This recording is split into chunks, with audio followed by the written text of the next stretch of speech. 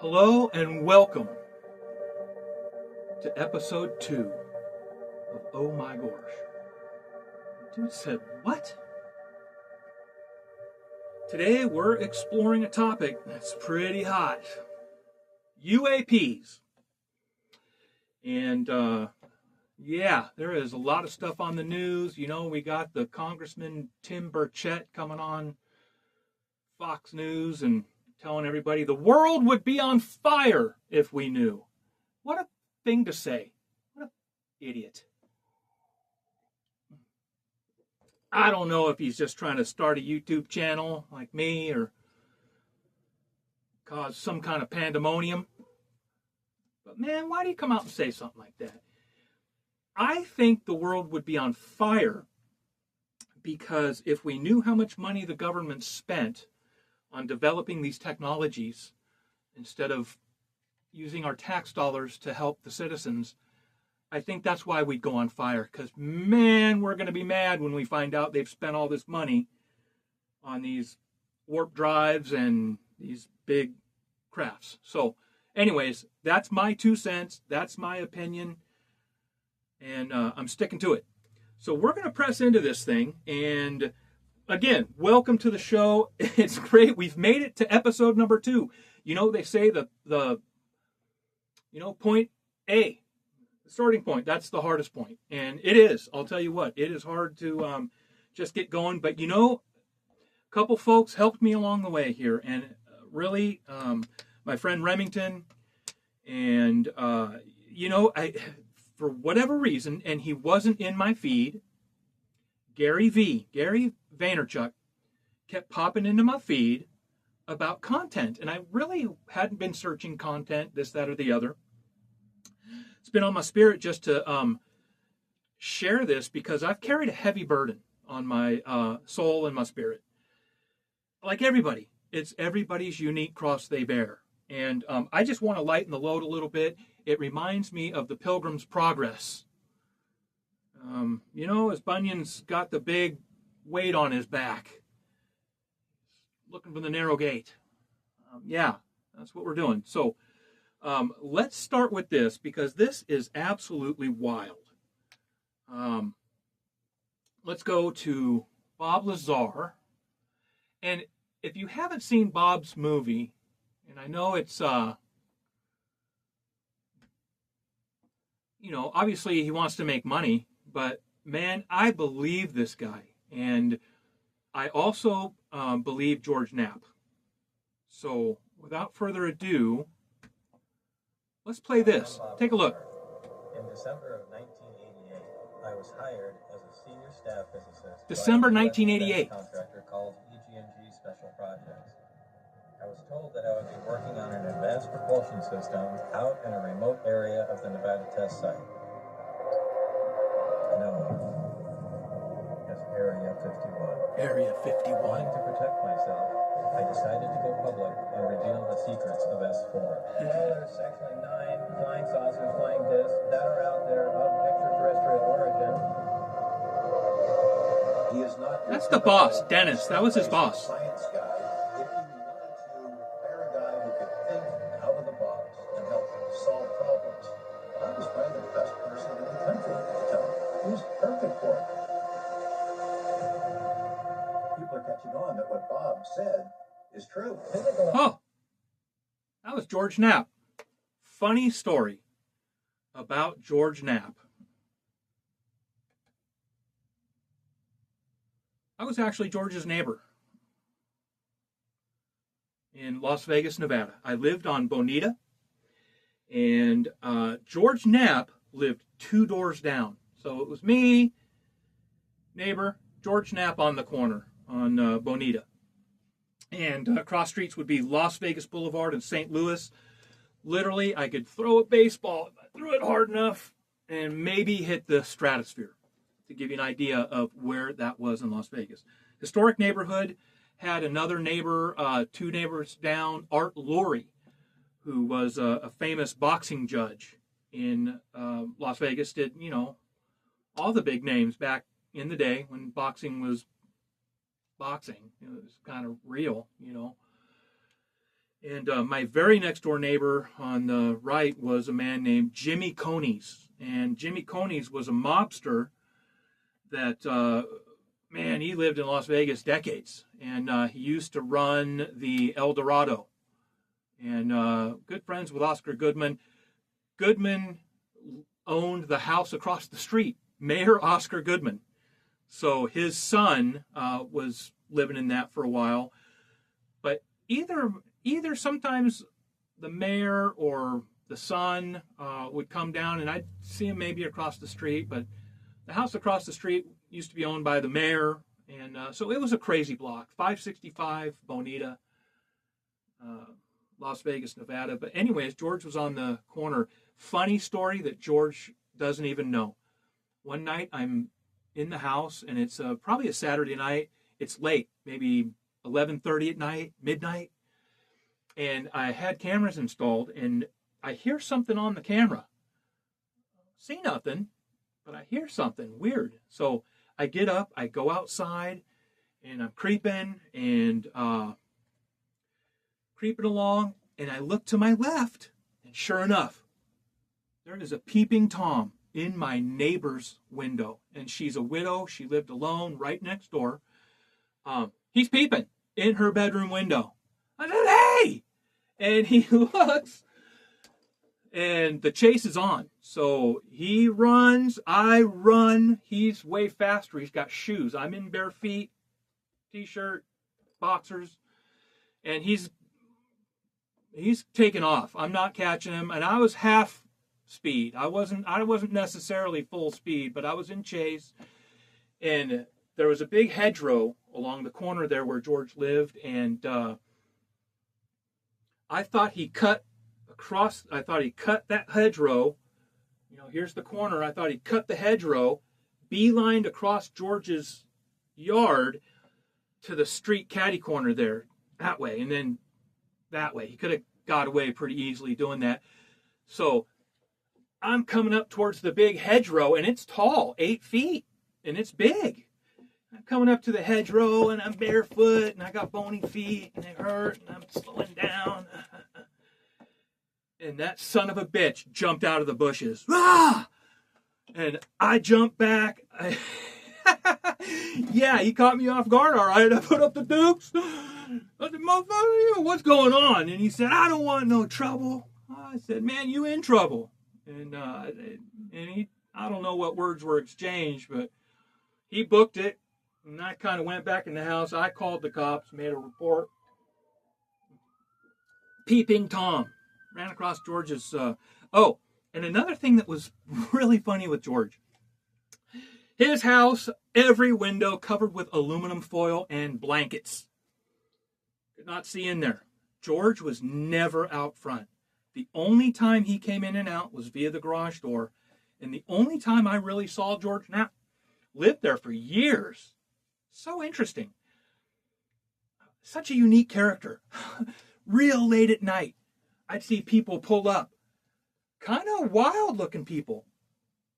One carload could have been, ladies. Interesting characters would come to George's place late at night. Obviously, people he was interviewing. He did a lot of stories out there for Contact 13. I think he exposed some folks out there, but I can't recall. But he was doing work out there. And anyways, he would leave, maybe Friday or Saturday night. He had a beautiful red Jaguar. And it was red with black interior, beautiful wood steering wheel, if I recall, convertible. And he would dress to the nines.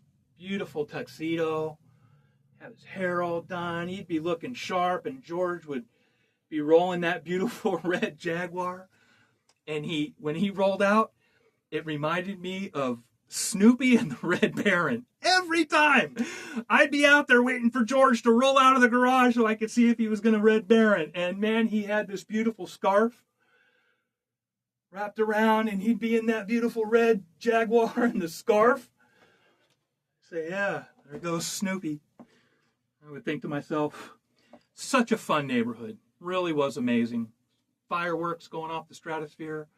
Had my good friend Scott and some friends come out, and And we had a great time in that place in Las Vegas. Anyways, back to this show.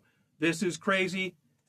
Let's go. Exists, which proves that there's life elsewhere, and at least one form of that life has been here. It was exactly like disarming a bomb. That's the warp drive. That thing. There might be a little more to it. It's the top, and then there's a bottom. These briefings contained a wide spectrum of information, mostly relating to aliens and alien technology. The people that have been keeping these secrets for a long time are not. There's George. This stuff up. No one has ever been able to show exactly what I saw with my own eyes until now. Ah, the sport model. Man, it's wild. This is out of Bob Lazar's mind. It's exactly what he saw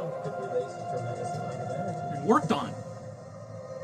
If you haven't seen this movie, man, you got to see this.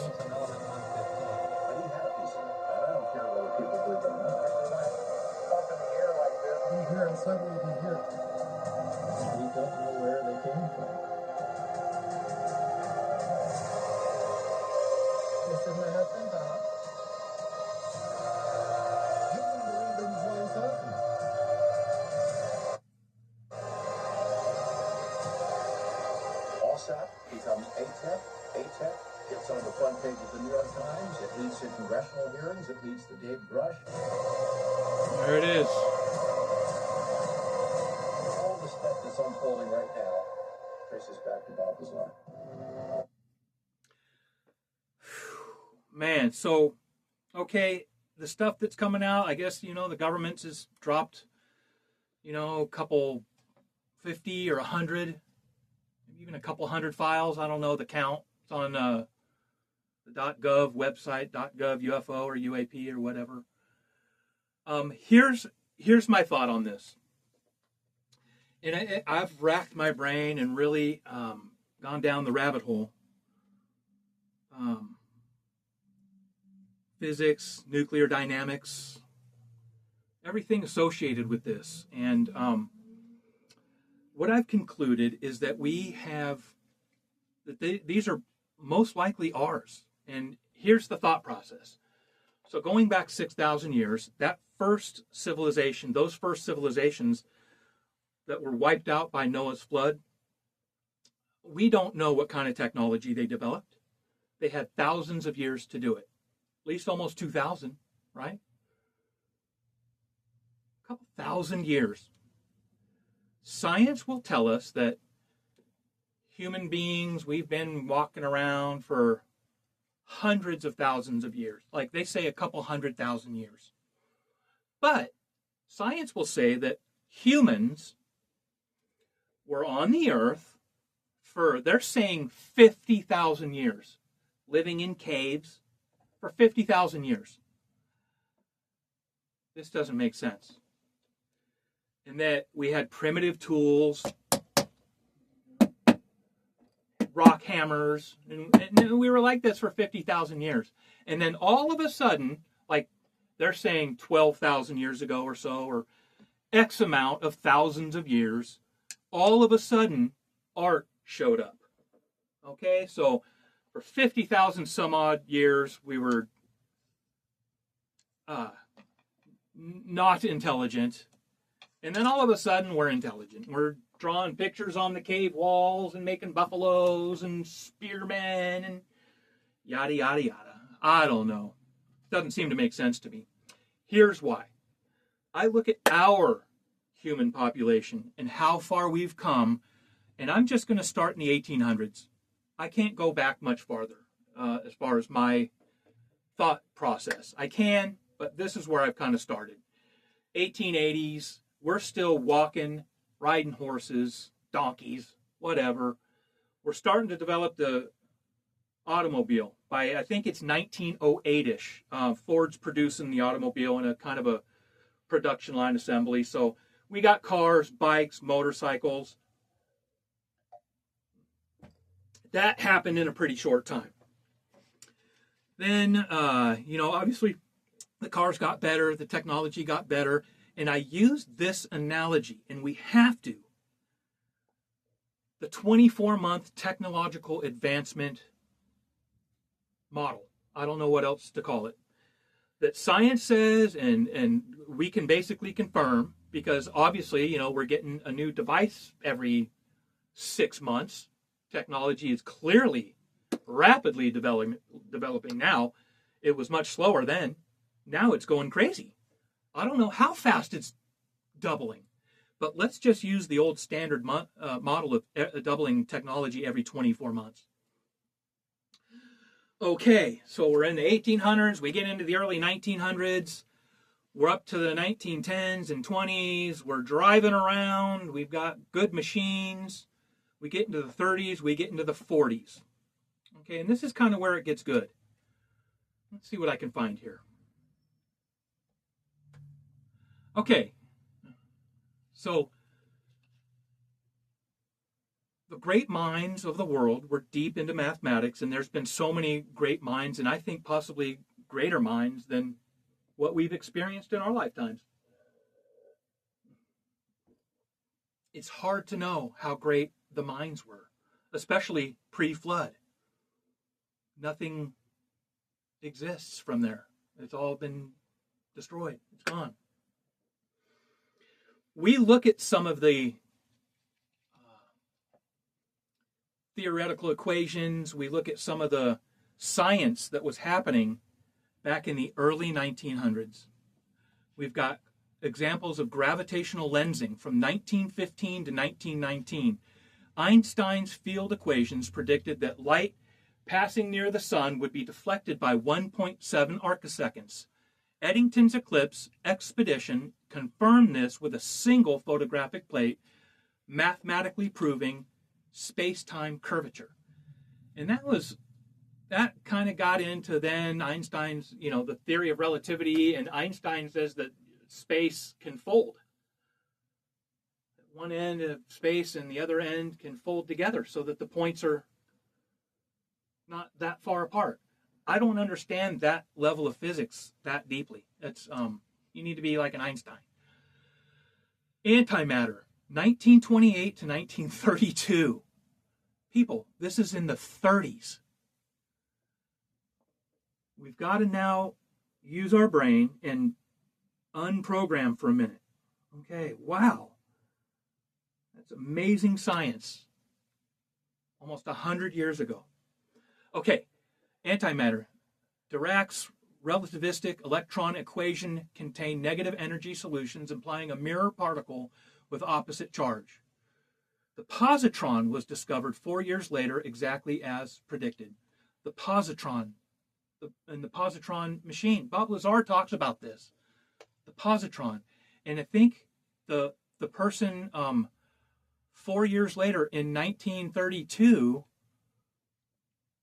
when antimatter was developed, it was found or created, was an Anderson.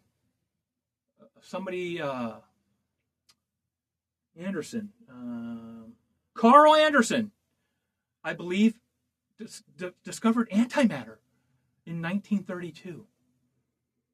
Electromagnetic waves, 1865 to 1888. Maxwell's equations mathematically unified electricity and magnetism, requiring that oscillations propagate as waves at the speed of light. Hertz, megahertz, later detected these waves, confirming radio physics. Neutrinos. 1930 to 1956, Pauli introduced the neutrino mathematically to preserve conservation laws in beta decay. For decades, it was real, only in the equations until Cowan and Raines detected it experimentally. To preserve conservation laws in beta decay. Okay. Cosmic expansion, background radiation. Hubble, Friedman's solution to Einstein's equations required an expanding universe, later verified by Hubble. Okay, so this now gets into the meat of where I'm coming from. And we look now to where we were in the 1940s. And we think World War II. Okay? We're in nuclear. Oppenheimer. Watch that movie. We've got nuclear fission in the 1940s. And you may not know this, but we developed stealth technology in the 1950s. We then went to space in the 1960s. And then everything just kind of stopped. Yeah, we built the shuttle. Yeah, we got the little space station up there that we were tinkering with. But the real science, it kept going. And if you calculate, use your brains here. I had to brain crunch this, man. Technology doubling every 24 months since Oppenheimer and the boys discovered and developed the nuclear fission in the 1940s. Technology has doubled every 24 months, if not faster, since then. So what I think we're seeing in these UAPs and these, whatever these phenomena might be, I believe they're crafts that we've developed for this very reason. 1960s, we're in space. They had already discovered in the 30s antimatter. So if we look at the progression, nuclear, stealth, space, anti-gravity, antimatter. Anti-gravity, antimatter. Gravity, we're really not, I don't know, is gravity, what is gravity?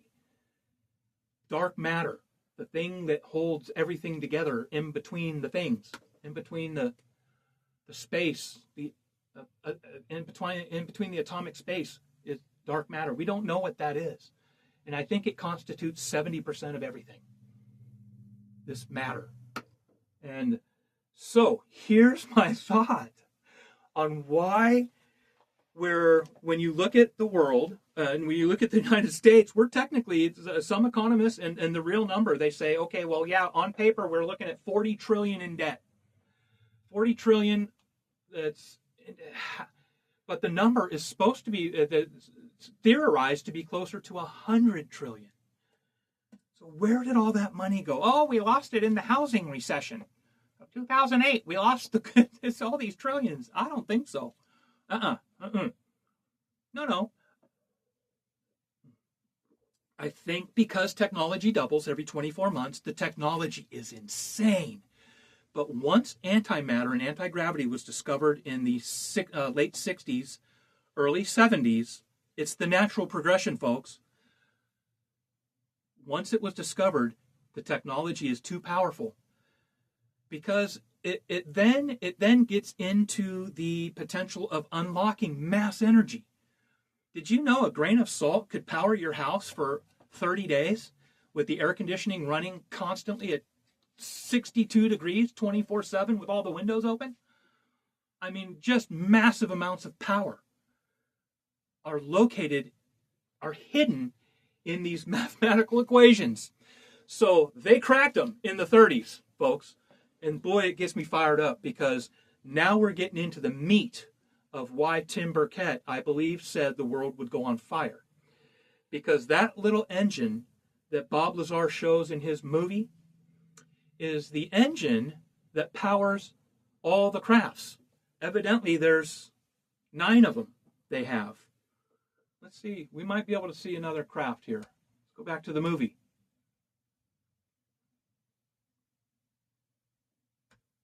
There? Let's see.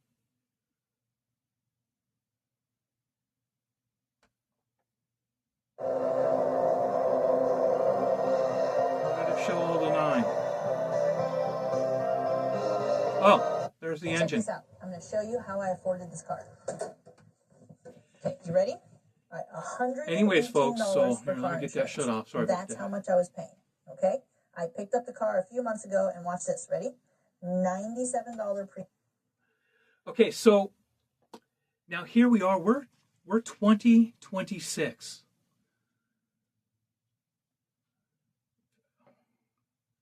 What have we been doing? If technology has been doubling every 24 months since nuclear in 1944, 43, 45. I have to think that all these crafts are ours. So that's where I'm coming from. When I had a personal experience with technology. So in the 1980s, went to a family day and was lucky enough to sit inside a Sergeant York tank. And inside the Sergeant York tank was a laser guiding system. So lasers were prevalent in the 1980s, satellite laser activity. And so I was speaking actually to one of the folks that worked there, not my family.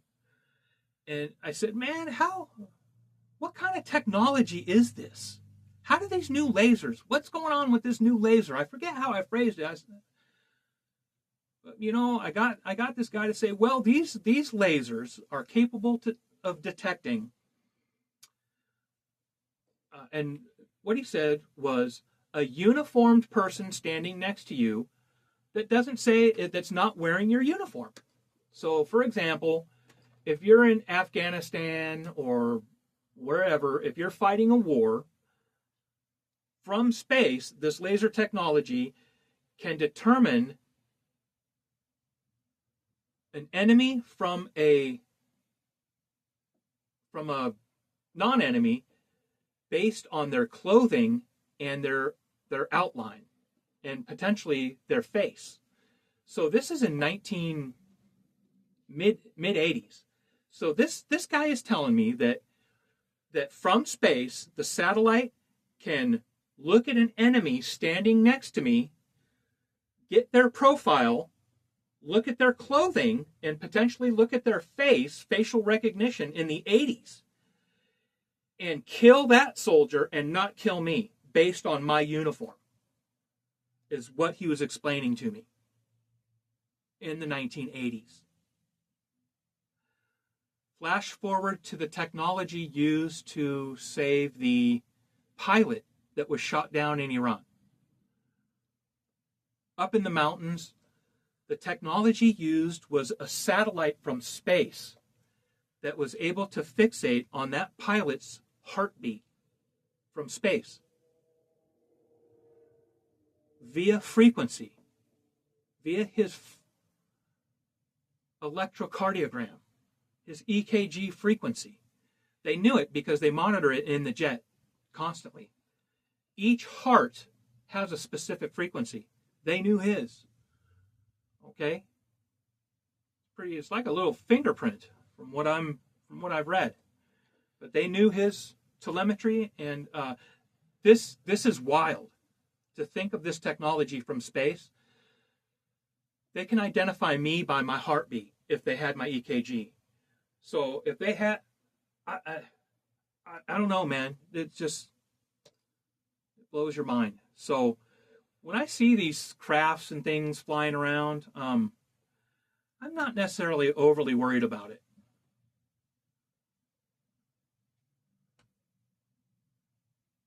The VFX in Project Gravator have become extremely important. And this is something that we've invested. That's the maker. That's the guy that made it. Anyways, let's move on to Ecclesiastes. I want to read this. It's Ecclesiastes chapter 1. Here we go. These are the words of the teacher, King David's son. We think it's Solomon wrote Ecclesiastes. That's what is believed, who ruled in Jerusalem. Everything is meaningless, says the teacher. Completely meaningless. I'm going to bring it up here. All right. So here it is. You can read along. I don't know if you can see the screen. I hope you can. Let me go ahead and read. The words of the preacher, the son of David, king in Jerusalem. Vanity of vanities, says the preacher. Vanities of vanities. All is vanity. What profit hath a man have? All his labor, which he taketh under the sun.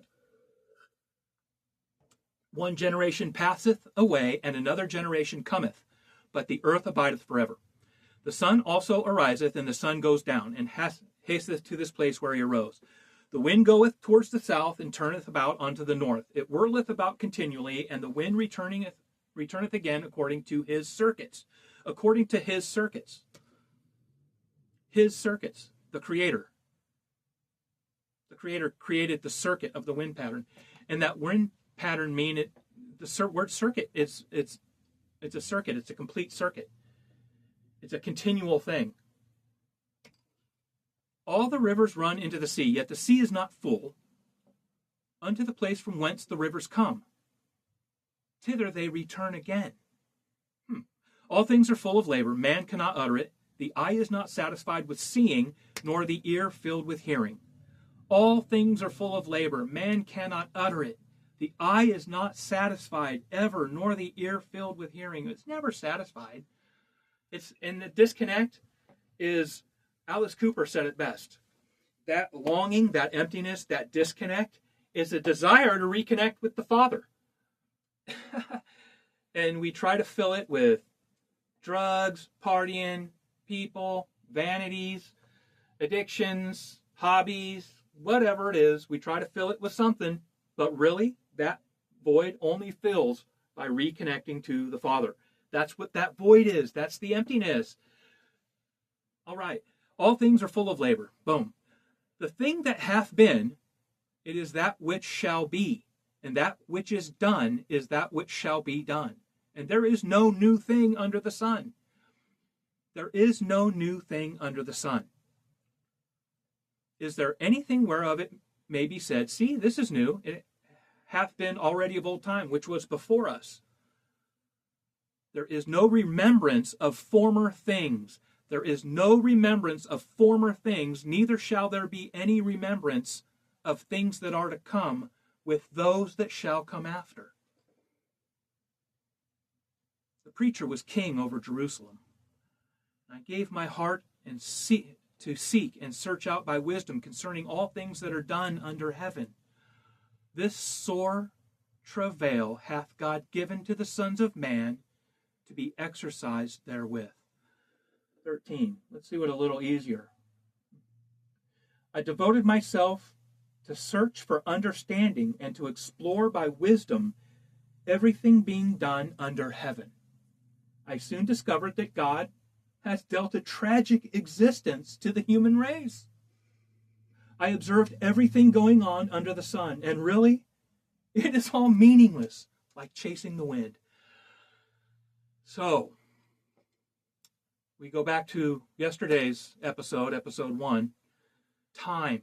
What is time? A series of events that happen one after another. What are we chasing? Are you chasing the wind? What are you doing with your time? It's valuable. It's valuable. All these things, it's vapor, vanity. We're a vapor. Okay, so I have seen all the works that are done under the sun, and behold, all is vanity and vexation of spirit. Is your spirit vexed today? That which is crooked cannot be made straight, and that which is wanting cannot be numbered. I communed with mine own heart, saying, Lo, I am come to great estate. I have gotten more wisdom than all they that have been before me in Jerusalem. Yea, my heart had great experience of wisdom and knowledge. And I gave my heart to know wisdom, and to know madness and folly. I perceive that this also is a vexation of the spirit. A vexation of spirit. I shouldn't say the Spirit. He's pertaining to his Spirit, not the Holy Spirit. For in much wisdom is much grief, and that he that increaseth knowledge increaseth sorrow. The greater my wisdom, the greater my grief. To increase knowledge only increases sorrow. Yeah, the greater my wisdom, the greater my grief. All right, that's pretty good right there. So folks, here's the voice of reason. We've been progressing in a technological way since the late 60s, early 70s that's been too big of an advancement for the Gen Pop. We're the peasants, folks. We are general population. What that truly means, I don't know. We're figuring it out. But yeah, we're the consumer. We're the Gen Pop. We're the slave. We're still enslaved, folks. I'm sorry. I know we, they made it out of Egypt, but I don't know.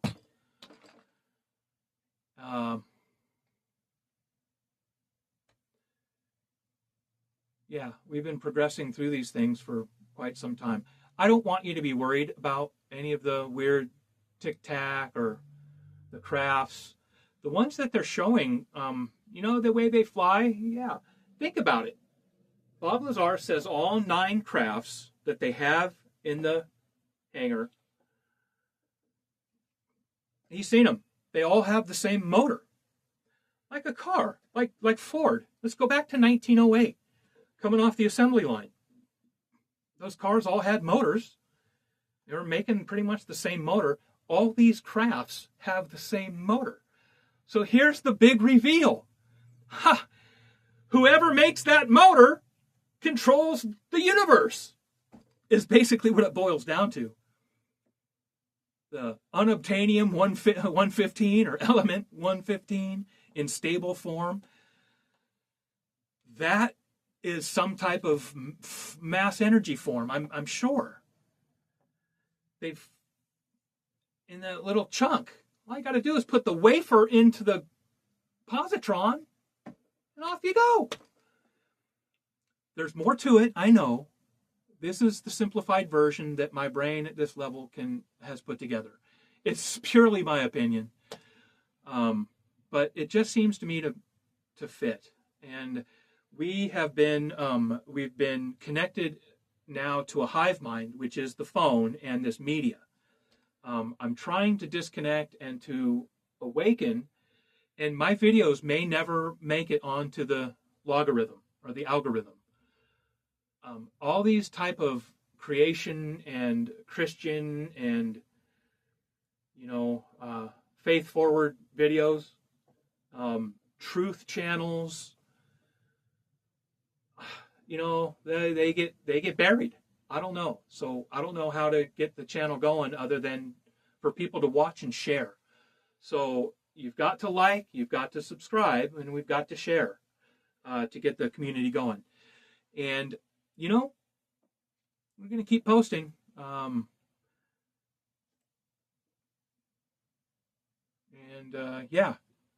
I think that's going to be the end for today.